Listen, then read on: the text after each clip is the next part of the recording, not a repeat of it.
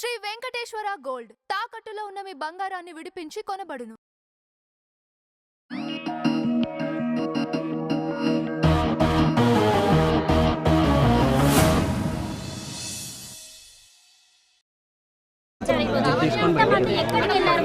ఇంతవరకు 4 రోజుల వరకు మేము వెయిట్ చేశాము. పబ్లిక్ ఏం చేస్తుంది? ఇంతమంది యూత్ పబ్లిక్ ఉంది, ఏం చేస్తున్నారు? మగవాళ్ళు ఆడవాళ్ళు అందరూ ఉండి ఏం పీకుతున్నారు? దేవుడి కోసం మనం బతికేది వాళ్ళు చేయలేదు.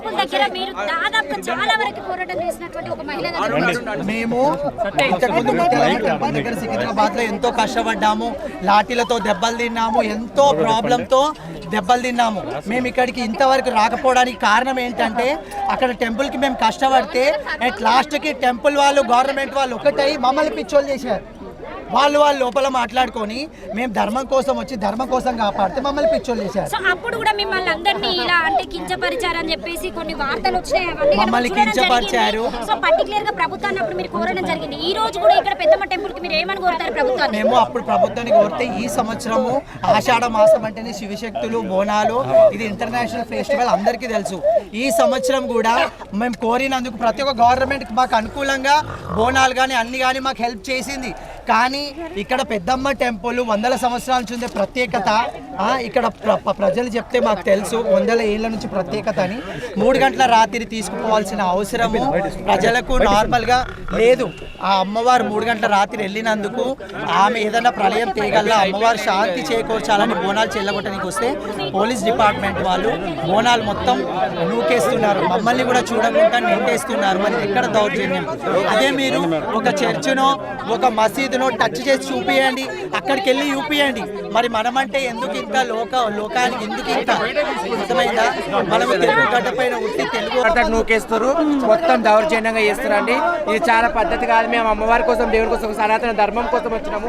మేమేమో ఒక పైసా కాదు, బంగారం కాదు, ఇంటి కాదు, ఒక ధర్మం కోసం దేవుడి కోసం వచ్చినాము. ఎందుకంటే మేము ఎప్పుడు దేవుడి మీద బతికే వాళ్ళం, దేవుడికి బోనాలు చేసుకుని దేవుడికి పూజలు చేసుకుని బతికే వాళ్ళం. ఇక అమ్మవారికి భోజనం సమర్పించడానికి వస్తే ఆల్రెడీ ఒక బోనం పడేసి మమ్మల్ని అసభ్యకరంగా నూకేస్తే మా వాళ్ళ చీరలు మా వాళ్ళ మొత్తం కింద పడిపోయినామండి. ఇది పోలీసు వాళ్ళ సహకారంగా లేదు. కానీ పోలీసులు కూడా హిందువే ఉన్నారు, మళ్ళీ బొట్లు పెట్టుకుని బోనాలు పెట్టుకుని కానీ మాకేం సహకరిస్తలేరు. మరి ఇందులో ఎవరు చేయిందో ఎవరు వస్తుందో తెలియదు. కానీ ఇదైతే పద్ధతి కాదమ్మా. అమ్మవారు కూడా ఎప్పటికైనా ఇది ఒప్పుకోదు. ఈ బస్తీ వాళ్ళకు కూడా చాలా కీడు జరుగుతుంది చూడండి. ఇది రానున్న రోజుల్లో ఇంకా చాలా గలీజ్గా అవుతుంది చూడండి. ఇది మాత్రం మంచి పద్ధతి.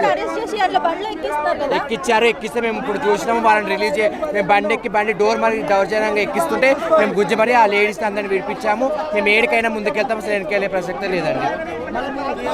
అట్లా మీద చేతులు వేసి దొబ్బుతున్నారు. మా దగ్గర కొన్ని వీడియోస్ కానీ ఉన్నాయి. ఆడవాళ్ళంటే కొంచెం సభ్య సంస్కారం ఉండాలి కదా. ఎక్కడ చేస్తున్న చేసినట్టు మరి ఎడుతున్నారు. ఎంతవరకు కరెక్ట్?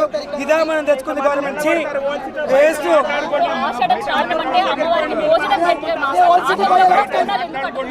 ఏమో మరి అసలు అర్థం కావట్లేదు. అసలు ఏం చెప్పట్లేదు. అక్కడి నుంచి మమ్మల్ని ఆపుతున్నారు, నెడుతున్నారు. ఆపడం ఎట్లా పడితే నెడుతున్నారు, ఎక్కడ పడితే అక్కడ చేతులు పెట్టి. మా దగ్గర కొన్ని వీడియోస్ మీ తర్వాత చూపిస్తాం. అవి అవునమ్మా, పురాతన దేవాలయమే చాలా ఫేమస్ టెంపుల్ ఇక్కడ ఈ బస్తీలో.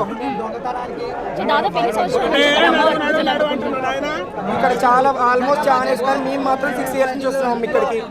అమ్మవారు చాలా పురాతనమైన అమ్మవారు. అక్కడ గుడి పెద్ద పూజ రామని లేడీని ఎట్లా పడితే అట్లా దోస్తున్నారు. అమ్మ ఇది కరెక్ట్ అయితే కాదు. ప్రతి ఒక్క నాగరిక హిందువుల వరకు చేరాలా. హిందూ భక్తులకు ఒక అమ్మవారిని కలవకుండా వాళ్ళ బోనం సమర్పించుకోకుండా చేస్తున్నారండి.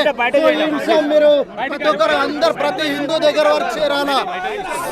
సో మన భారతదేశం హిందూ దేశం అయిన దగ్గర హిందువులకే ప్రాముఖ్యత లేదు, హిందూ దేవతలకే భద్రత లేదు. ఈ గవర్నమెంట్ నార్మల్ పబ్లిక్ ఏం సంరక్షణ ఇస్తుందయ్యా? కొంచెం ఆలోచించాల్సిన విషయం ఇది. ప్రతి హిందూ ఒక జాగృతం కావాల్సిన సమయం ఉంది. జై హింద్, జై భారత్. పూజ ఎవరు తీసుకోలేదు, ఎన్ని అర్హతలు ఉన్నాయి మాకు తెలుసు, మీకు కూడా తెలియదు. ప్రభుత్వం కోసం చెప్తున్నా నేను. ఇంత ముందు కూడా కాంగ్రెస్ గవర్నమెంట్ లో రాజశేఖర రెడ్డి అట్లనే చెప్పిండు. కొండ పైన ఆయన చర్చ్ పెడతా అన్నాడు, అక్కడనే వెళ్ళిపోయింది ఆయన. బాడీ కూడా రాలేదు. ఇది మా పెద్దమ్మ తల్లి గుడి ధ్వంసం చేసిన రేవంత్ రెడ్డి, ఆయన అంతం కూడా తప్పదు. ఖచ్చితంగా ఈ జల్ద్ ఈ రేవంత్ రెడ్డి కాలం అంతం అవుతుంది. జై శ్రీరామ్.